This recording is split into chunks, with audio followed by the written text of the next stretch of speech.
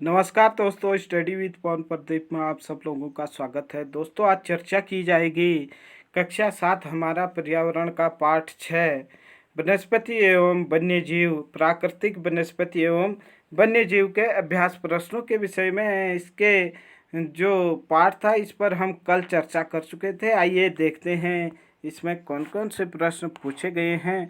पाठ्य पुस्तक के आधार पर आप देख सकते हैं, पाठ्य पुस्तक के आधार पर ये प्रश्न पूछे गए हैं। पहला प्रश्न है, वनस्पति का विकास किन दो कारकों पर अधिकतर निर्भर करता है। जैसे कि हमने पाठ पे चर्चा के दौरान देखा था, किसी भी वनस्पति को उगने के लिए दो कारक महत्वपूर्ण होते हैं, तापमान और वर्षा। जहाँ पर तापमान और वर्षा अधिक रहता है वहाँ पर सदाबहार वन देखे थे हमने भूमध्य रेखा के दोनों तरफ। देखें दूसरा प्रश्न, प्राकृतिक वनस्पतियों की तीन मुख्य श्रेणियां कौन कौन सी हैं। प्राकृतिक वनस्पतियों की तीन मुख्य श्रेणियां वन, घास स्थल एवं कांटेदार झाड़ियां हैं। अगला प्रश्न देखें, उष्ण कटिबंधीय सदाबहार वनों के दो दृढ़ काष्ठ वाले पेड़ों के नाम बताइए।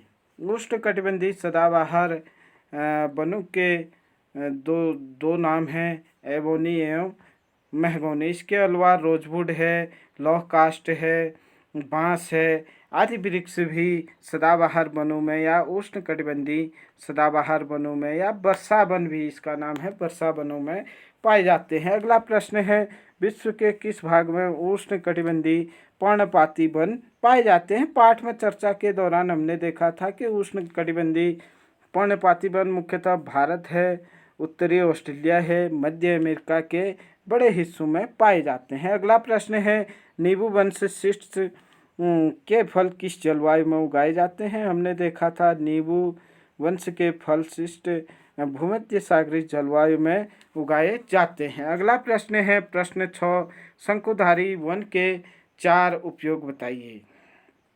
4 उपयोग इसके हैं। पहला उपयोग है, शंकुधारी वनों में के वृक्षों में काष्ठ का उपयोग लुगदी बनाने के लिए किया जाता है, जो सामान्य तथा अखबारी कागज बनाने के काम आता है। नंबर 2, नरम काष्ठ का उपयोग माचिस एवं पैकिंग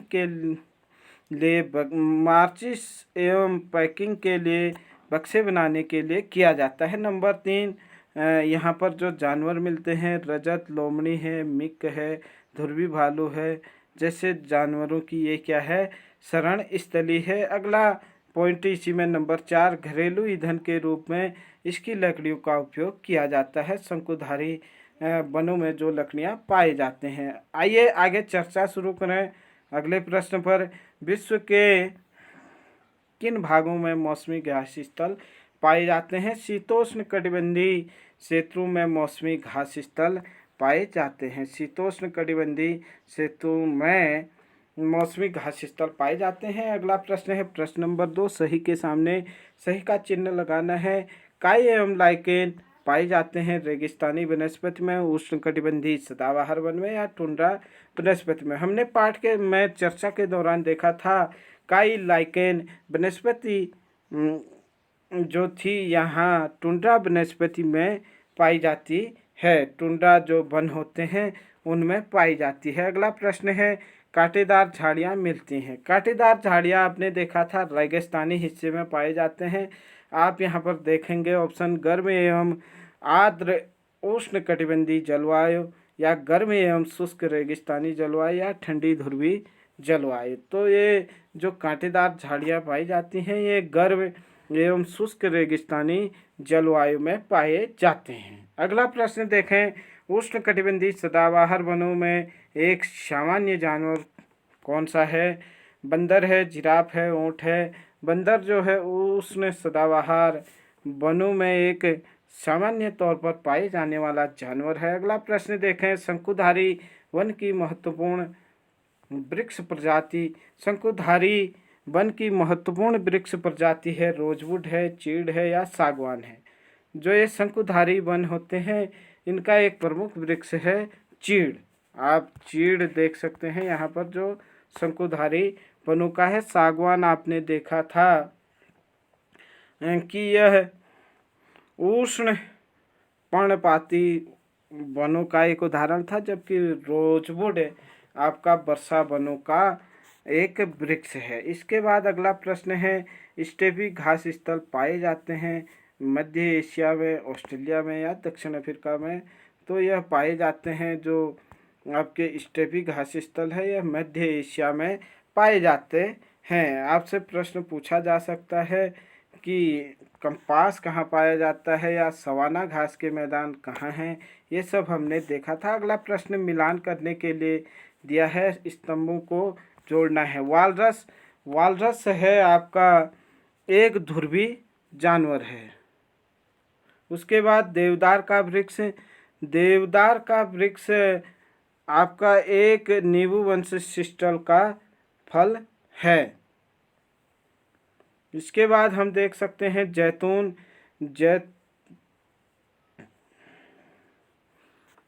देवदार का वृक्ष ये होगा, ये थोड़ा गलत हो गया हमारा।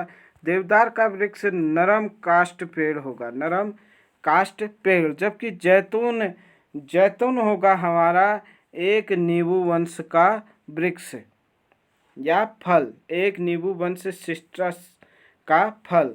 हाथी, हाथी आप देख सकते हैं उष्णकटिबंधीय पर्णपाती वन का एक जानवर है।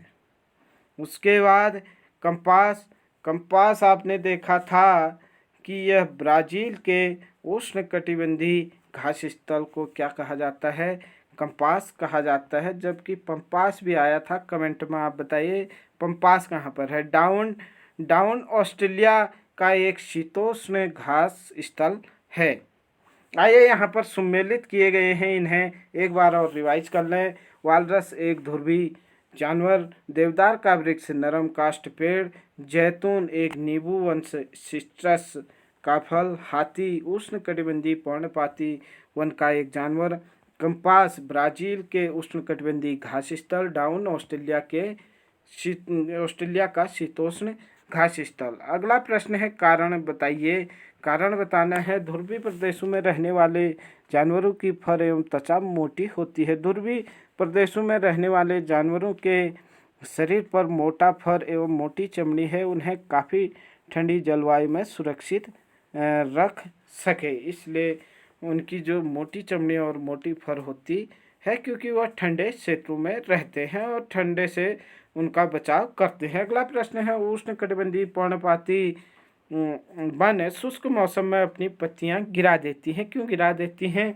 उष्णकटिबंधीय पर्णपाती वन शुष्क मौसम में अपनी पत्तियां गिरा देती हैं। ये वन मानसूनी जलवायु वाले क्षेत्रों में पाए जाते हैं, मौसमी परिवर्तन होते रहते हैं। इन वनों में पाए जाने वाले वृक्ष जल संरक्षित रखने के लिए शुष्क मौसम में अपनी पत्तियां गिरा देते हैं।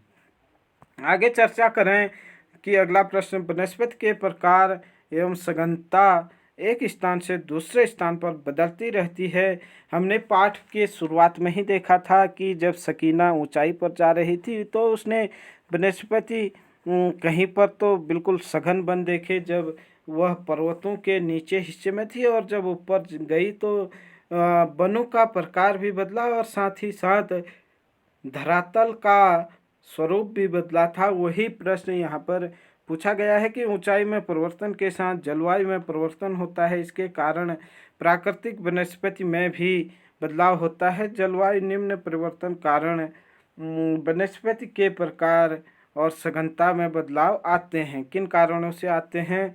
इसमें विभिन्न स्थानों के तापमान में अंतर के कारण, विभिन्न स्थानों में वर्षा की विभिन्नता के कारण, भूमि की ढाल एवं मृदा की तुरंत परत की मोटाई, परत होना है, पुरत की जगह परत, पू नहीं पढ़ेंगे आप, इसे परत पढ़ेंगे। भूमि की ढाल एवं मृदा की परत की मोटाई में विभिन्नता के कारण ये सब होता है। मतलब अलग अलग जगहों पर अलग अलग वनस्पति पाई जाती हैं। क्रियाकलाप है, विश्व के विभिन्न भागों में वनों के घास स्थलों के एक चित्र एकत्रित करें। प्रत्येक चित्र के नीचे इससे संबंधित एक वाक्य लिखें। वर्षा वन, घास स्थल एवं शंकुधारी वन का एक कोलाज बनाइए। आप देख सकते हैं सबसे पहले यहाँ पर एक वर्षा वन यानी उष्णकटिबंधीय सदाबहार वन जो हमने देखा था अमेजन अमेजन नदी बेसिन के किनारे पाए जाते हैं, जिसे संसार का फेफड़ा कहा जाता है। उष्णकटिबंधीय सदाबहार वन जो ब्राज़ील के अमेजन घाटी में पाए जाते हैं, जिन्हें सदाबहार वन कहा जाता है। अगला जो हमसे पूछा गया है कि आपको चित्र बनाने हैं उष्णकटिबंधीय सदाबहार वन, शीतोष्ण सदाबहार वन। शीतोष्ण सदाबहार वनों का यह चित्र आप देख सकते हैं। हल्की हल्की यहाँ पर बर्फ भी दिखाई दे रही है। आगे आप देखेंगे उष्णकटिबंधीय वन। उष्णकटिबंधीय वन यहाँ पर दिखाई दे रहे हैं। इसका आप लोगों को चित्र एकत्रित करके बनाना था, और साथ में यहाँ पर भूमध्य सागरीय प्रदेश में अंगूर के बाग भी दिखाई दे रहे हैं। जो आपके किताब में प्रश्न पूछा गया है उसके अनुसार ये एकत्रित किए गए हैं। आप इसे देखें और समझें और खुद भी इसे बनाने का प्रयास करें और संग्रहित करें। उसके बाद शीतोष्ण पर्णपाती वन इस प्रकार के होते हैं, आप देख सकते हैं। और यहाँ पर मैंग्रोव वन या तटीय वनों के विषय में नहीं बताया गया है, जो कि समुद्र तटों में पाए जाते हैं। आओ खेलें। नीचे दी गई वर्ग पहेली में शब्द छिपे हैं, ये वनस्पतियों, वन्य जीव एवं इससे संबंधित हैं। आप देख सकते हैं नीचे क्या दिया गया है, एक वर्ग पहेली दिया गया है। इसमें वनस्पतियों के नाम हैं, घास स्थल हैं, जानवरों के नाम हैं, वो ढूंढने हैं आप लोगों को इसमें से। आइए देखते हैं कि आप कैसे ढूंढेंगे। यहाँ पर दिया गया है, ये आप देख सकते हैं। जैसे यहाँ पर आप देख पा रहे होंगे, आप ये वीडियो को रोक करके या स्क्रीनशॉट ले करके इसको हल करने का प्रयास कर सकते हैं। जैसे यहाँ पर दिया गया है ग्रास, ऐसे ही यहाँ पर हॉर्स दिया गया है, हॉर्स दिया गया है। ऐसे ही यहाँ पर जेब्रा दिया गया है, ऐसे ही यहाँ पर पंपास दिया गया है। तो आप सब लोग इसे ढूंढेंगे और जो आपको प्रश्न पूछा गया है इसे सॉल्व करेंगे। आइए आगे चर्चा करते हैं। कुछ यहाँ पर पाठगत प्रश्न दिए गए हैं। भारत में शीतोष्ण सदाबहार पर्णपाती वन कहाँ पाए जाते हैं, उन राज्यों के नाम बताइए। चर्चा में भी यहाँ पर आया था कि कहाँ पर शीतोष्ण वन पाए जाते हैं। भारत के शीतोष्ण सदाबहार वन उत्तरी पूर्वी भारत के हिमालय के उन प्रदेशी भागों में, पर्वतीय भागों में पाए जाते हैं जो असम, अरुणाचल प्रदेश और सिक्किम राज्य में आते हैं। हम कह सकते हैं शीतोष्ण पर्णपाती सदाबहार वन अरुणाचल प्रदेश, सिक्किम, असम में पाए जाते हैं, और उत्तराखंड और हिमाचल प्रदेश में भी ये शिवालिक क्षेत्रों में पाए जाते हैं। कुल मिलाकर के हम कह सकते हैं शीतोष्ण सदाबहार एवं शीतोष्ण पर्णपाती वन हमारे असम, अरुणाचल प्रदेश, सिक्किम, उत्तरांचल एवं हिमाचल प्रदेश में पाए जाते हैं। अगला प्रश्न इसमें दिया गया था, भारत के अधिकतर किस प्रकार के वन पाए जाते हैं। भारत में अधिकतर उष्णकटिबंधीय पर्णपाती वन पाए जाते हैं, भारत के सबसे बड़े क्षेत्र में फैले हुए हैं। अगला प्रश्न है आज का आखिरी प्रश्न, ब्राज़ील के उष्णकटिबंधीय सदाबहार वन इतने विशाल हैं कि इसे पृथ्वी के फेफड़े की तरह प्रतीत होता है, आप बता सकते हैं क्या।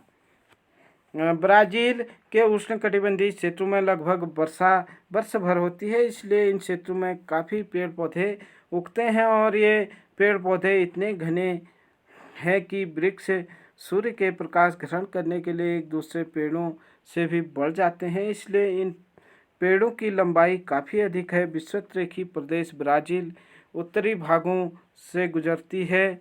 विषुवतरेखी रेखा जो है वह ब्राज़ील के उत्तरी भागों से गुजरती है, इसलिए समस्त उष्णकटिबंधीय सदाबहार वनों से घिरा हुआ है ब्राज़ील, इसलिए इसे पृथ्वी का फेफड़ा कहा जाता है। ये थे आज के प्रश्न। अगर आपको अच्छा लगे तो अपना सुझाव जरूर दें।